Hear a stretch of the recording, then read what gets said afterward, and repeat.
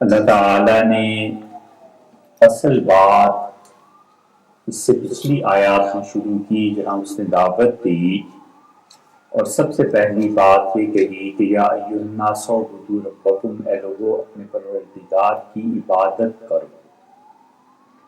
اور بڑی تفصیل سے اس موقع پہ یہ بات آپ کے سامنے رکھی گئی تھی کہ ایک عبادت تو یہ ہے کہ انسان عبادت کرتا ہے، مثلاً وہ حلال کا رزق کماتا ہے، وہ شرافت کی زندگی گزارتا ہے، وہ یہ سمجھتا ہے کہ یہ اس کی عبادت ہے، یہ واقعی عبادت ہے۔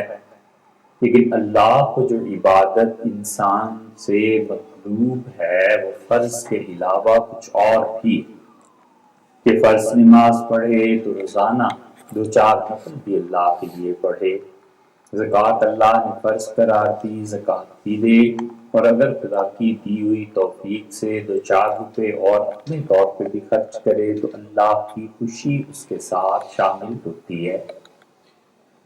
اور اسی لیے شریعت بنیادی طور پہ نظر ماننے کو کوئی اچھا فعل نہیں سمجھتی۔ ایک آدمی نے نظر مانی کہ اگر میں بیمار ہوں، شفا ملے تو اللہ کی راہ میں یہ کام کروں گا، اگر میرے بچے پاس ہو جائیں، بچہ خود نظر مانتا ہے اور کہتا ہے کہ اللہ اگر کے پیپر پاس ہو جائے تو میں اتنے نفل تیرے لیے ادا کروں گا، اتنے صدقے کروں گا۔ اس قسم کی جتنی بھی چیزیں ہیں حضور اکرم صلی اللہ علیہ وسلم نے اس کی کچھ حوصلہ افزائی نہیں فرمائی، اور نہ شریعت نے اسے کوئی اچھی چیز سمجھی ہے۔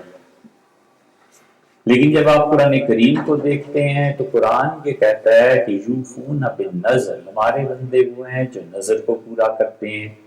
پھر آپ یہ جگہ پہ پڑھتے ہیں کہ اللہ کہتا ہے جو اپنی نذر کو پورا کرتے ہیں ان کو قیامت کے دن اللہ اس بڑی مصیبت سے محفوظ رکھے گا۔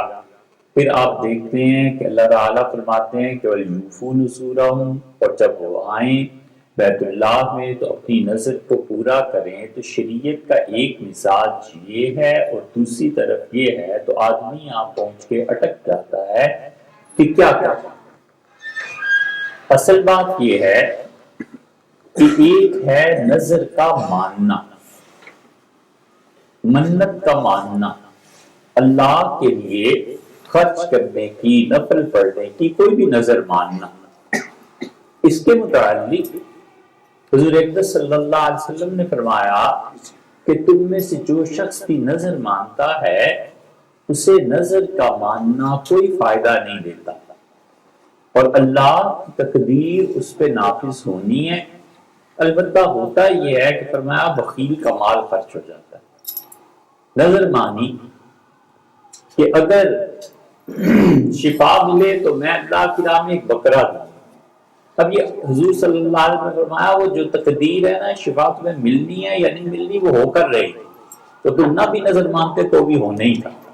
اگر اس میں اللہ تعالیٰ حفاظت فرمائے کوئی بیماری میں موت آنی ہے تو وہ آنی ہے، تمہاری اس نظر مان دینے سے خدا نے اس انسان کی زندگی کو کوئی کم زیادہ نہیں کر دینا۔ فرمایا البتہ یہ ہوتا ہے کہ بخیل کا مال خرچ ہو جاتا ہے۔ پھر قرآن جس نظر کا ذکر کرتا ہے وہ نظر یہ ہے جس کو شریعت بہت اچھا سمجھتی ہے اور کرتے رہنا چاہیے۔ وہ یوں ہی ہے کہ جیسے آپ کسی اپنے سے بڑے کے گھر جاتے ہیں، کوئی عہدے میں بڑا ہے، کوئی رشتے میں بڑا ہے، ہم آپ کوئی چیز اس کو پیش کرتے ہیں اس کی عزت کے لیے، اس کے احترام کے لیے، اس کے عہدے کے احترام کے لیے، رشتہ داری اور تعلق کے لیے۔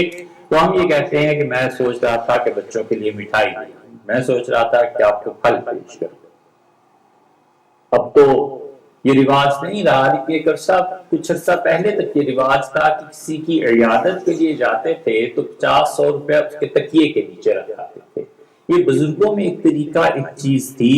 یہ جو چیز ہے دوسرے کی عزت اور احترام کے لیے خرچ کرنا، یا محبت کے اظہار کے لیے خرچ کرنا، یہ اللہ کو مطلوب ہے۔ اللہ کہتا ہے یہ نظر ہے جو تم پیش کر رہے ہو۔ اس نظر کو آپ یوں بھی سمجھ سکتے ہیں کہ جیسے کوئی نیا آدمی بادشاہ بنتا ہے، وزیر اعظم بنتا ہے، چیف بنتا ہے، تو جو اس کے چھوٹے ہوتے ہیں وہ کوئی نہ کوئی نظر لے جا کر پیش کرتے ہیں کہ حضور اس عہدے کی مبارک ہو، میری طرف سے آپ یہ فرنیچر کہ آپ کو اس عہدے کی مبارک ہو، میں نے آپ کے لیے یہ انگوٹھی، یہ چیز بنوا دی، یہ چیز کر دی، یہ چیز کر دی۔ یہ اس کی محبت اور عزت میں اضافہ تو خیر کیا کرنا ہے خدا کی عزت اور محبت میں، لیکن آدمی اپنی محبت کا اظہار کرتا ہے اس شخصیت سے۔ بالکل اسی طرح جب کوئی آدمی نفل پڑھتا ہے، جب کوئی آدمی فرض تو اس پہ ہے نہیں، زکات اس نے دے دی تو 4 روپے خرچ کرتا ہے کہ اللہ یہ آپ کے لیے، آپ کی عظمت اور بزرگی کے لیے، خدا کے گھر جاتا ہے، اللہ کہتا ہے وَلْيُوفُوا نُذُورَهُمْ، انہیں چاہیے کہ میرے گھر جب آئیں بیت اللہ میں تو نظر پیش کریں۔ نظر پیش کیا کرنا ہے کہ آدمی جب گیا تو اس گھر کی عظمت کے لیے اس نے 2-4 نفل پڑھ لیے۔ آدمی جب وہاں گیا تو کچھ پیسے اس سے زیادہ خرچ کر دیے، فقیروں پہ، اپنے گھر والوں پہ، اللہ کے لیے خرچ کر دیے۔ آدمی جب وہاں گیا تو اس نے وہاں پر در و دیوار پہ خوشبو لگا دی کہ اللہ کا گھر ہے، اس کی عزت اور احترام ہے۔ عبداللہ ابن زبیر رضی اللہ عنہما 2 ڈول منگواتے تھے خالص گلاب کے عطر، اور گلاب کا عطر بڑا مہنگا ملتا تھا اس زمانے میں، اور اب بھی خالص عطر کا ہی حال ہے۔ اور بیت اللہ کے اندر چلے جاتے تھے اور وہ دونوں ڈول اپنا ہاتھ اس میں ڈبو کے خدا کے گھر کی دیوار پر لگاتے تھے تاکہ اللہ کے گھر کی یہ عزت اور احترام ہے۔ یہ جو نظر ہے نا اپنے پاس سے بغیر فرض کے، بغیر مانے ہوئے، کوئی آدمی اللہ کی محبت میں کچھ خرچ کرتا ہے، کوئی آدمی اللہ کے لیے نفل پڑھتا ہے، اللہ کو یہ بڑی اچھی لگتی ہے۔ تو یہ خدا کی خالص عبادت ہے جو اس نے فرض بھی نہیں کی اور اس نے نظر بھی نہیں مانی۔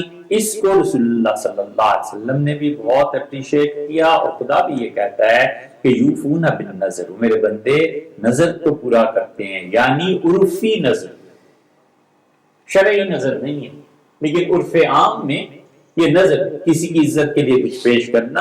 وَيُطْعِمُونَ الطَّعَامَ، میرے بندے وہ ہیں جو کھانا کھلاتے ہیں، اور اللہ کہتا ہے کہ وہ کھانا بھی کھلاتے ہیں عَلَىٰ حُبِّهِ، مال کی محبت کے باوجود وہ غریبوں کو کھانا کھلاتا ہے۔ پتہ ہے کہ 5,000 کی رکھ لیں، محبت ہے، مال اتنا نہیں خرچ، اس کے باوجود کبھی ہمت کر کے اس 5,000 سے غریبوں کو کھانا کھلا دیتے ہیں۔ اللہ کہتے ہیں وَيُطْعِمُونَ الطَّعَامَ عَلَىٰ حُبِّهِ، مال کی محبت کے باوجود وہ میرے لیے کھانا کھلاتا ہے۔ مسکیناً و یتیماً و اسیرا، کبھی مسکینوں کو کھانا کھلا دیتے ہیں، کبھی یتیموں کو کھانا کھلاتے ہیں، اور کبھی قیدیوں کو کھانا کھلا دیتے ہیں۔ اللہ کہتا ہے ان تینوں میں جو کھانا کھلاتے ہیں، پھر کھانا کھلا کر وہ کیا کہتے ہیں؟ کہتے ہیں انما نطعمکم لوجہ اللہ، یہ اللہ کے لیے ہم نے کھانا پیش کیا ہے، آپ اسے کھا لیں۔ لا نرید منکم جزاء ولا شکورا، نہ تو آپ ہمارا شکریہ ادا کریں اور نہ ہی آپ ہمیں اس کے عوض میں کچھ دیں، ہم نے محض اللہ کے لیے کیا ہے۔ یعنی مومن آدمی اس کا بھی روادار نہیں ہے کہ لوگ اس کا شکریہ ادا کریں۔